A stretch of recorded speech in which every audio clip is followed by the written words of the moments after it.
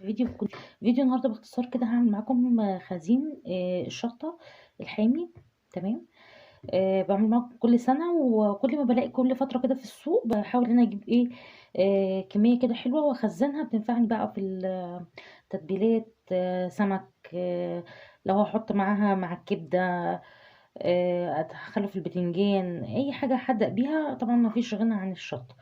هخزن معاكم كمية النهاردة، يعني مش هي دي الكمية اللي انا جايباها طبعا، يعني انا جايبه هنا 3 كيلو. بس هخزن معاكم شويه صغيرين دول، وهقول لكم بعملها ازاي، بحتفظ بيها ازاي من سنه لسنه. تابع الفيديو الاخير، لايك وشير وسبسكرايب. تعالوا نشوف هنعمل ايه في الفيديو النهارده. مبدئيا كده بجيب الفلفلايه اللي هي الحمراء، بس بتبقى حرقه زياده عن اللزوم. في منها انواع، يعني بصي دي دخلت معايا، مش هقول بالغلط، ممكن اكون خدتها شويه كده، يعني لميت جمعتهم يعني. فدي بتبقى حرقه شويه عن ديت. فلو هتاخدي منها في التتبيلات يعني كوني حريصة ان انت تاخدي ايه كمية صغيرة.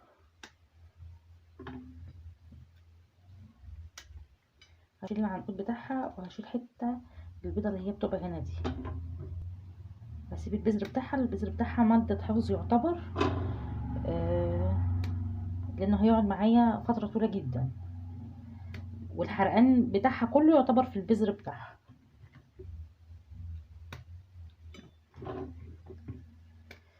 يا رب بقى لو بتتابعيني اكتبي لي في الكومنتات، ودخلتي القناة بقالك قد ايه، ومحافظة ايه، واسمك ايه، عشان نبقى على طول مع تواصل كده، ابقى عارفه مين اللي بيكلمني من ورا الكاميرا. رقم محبه يعني. فحطي لي بقى لايك و... وكومنت، لان دعمكم ليا بيوصلني من خلال الكومنت ومن خلال اللايك. زودوا بقى في الكومنتات، اكتبي لي بقى بتتابعيني من اي محافظه، وبقالك قد ايه مشتركه في القناه، واسمك ايه.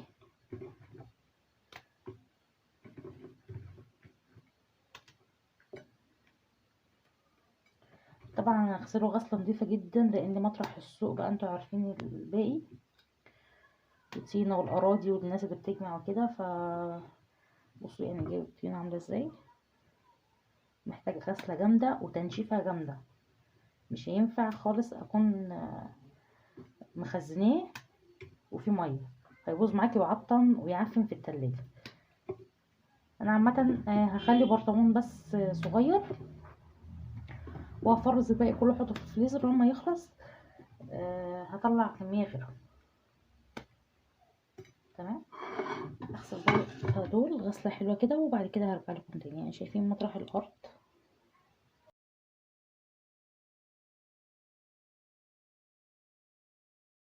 غسلته كده بالشكل دوت، نضفته تنظيفه حلوه. هبتدي بقى مناديل كده وانشفها خالص.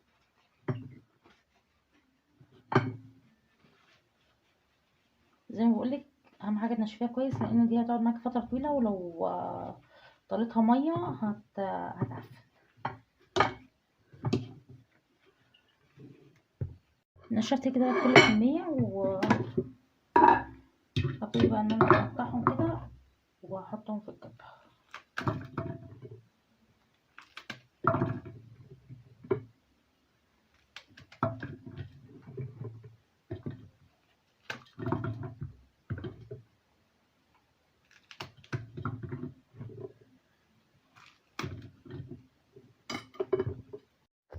قطعت الكميه هنا. بصوا المعلقه دي بمعادل جرام، حاجه زي كده.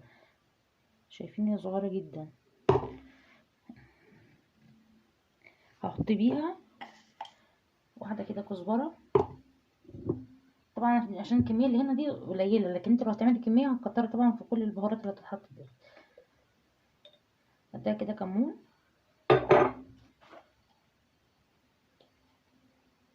هديها بابريكا. اضربهم بقى كويس في الكب. بصوا وانا هضربها فرمه خشنه مش ناعمه. تمام. فهشغل دقيقه واوقف دقيقه، اشغل دقيقه واوقف دقيقه، عشان ما يتفرمش معايا وينزل ميته.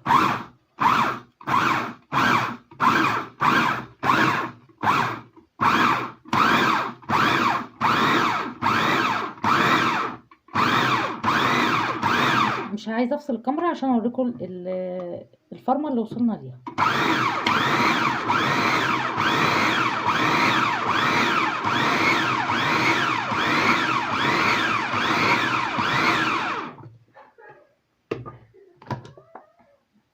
بصوا الفرمه اللي وصلنا ليها دي، بجيب بقى بوله وافضلكم فيها.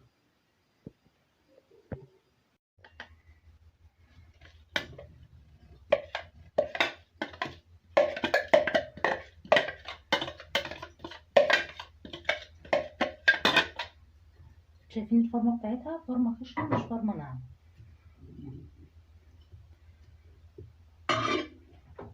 هحط بقى عليها كده حوالي معلقتين كبار من الزيت، حوالي معلقه ملح كبيره.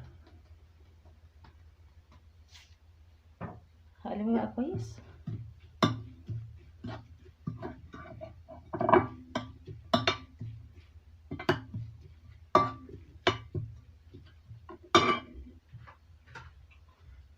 زي ما بقول لكم الكميه دي انا هسيبها بره في التلاجة، ف مش هكتر منها يعني زي ما بقول لك حراقه جدا، فيعني القليل منها بيكفي.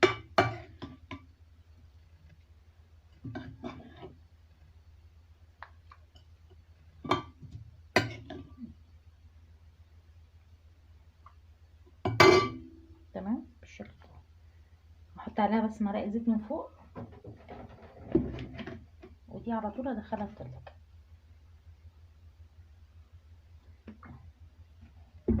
بالشكل دوت.